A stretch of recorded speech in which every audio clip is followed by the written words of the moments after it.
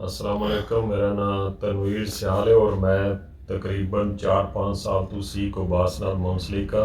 परातों भी सी कोबास जड़ी है ये मजदूरों वास्ते काम कर रही और इंशाल्लाह करती रहेगी।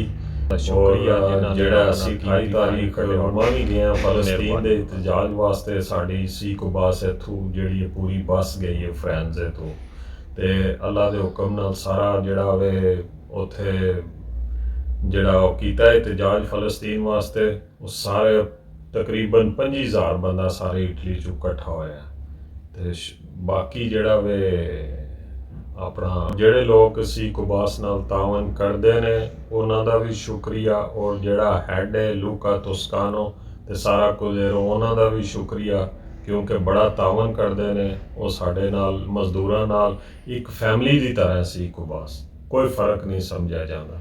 तकरीबन असी जिन्ने भी लोग गए उन्हां विच जिहड़े ने इटालियन मरोकी पाकिस्तानी अफ्रीकन सब ही शामिल सन ते उन्हां दा शुक्रिया जिन्हां ने अपना कीमती टाइम कड्ढिया और मेहरबानी उन्हां दी।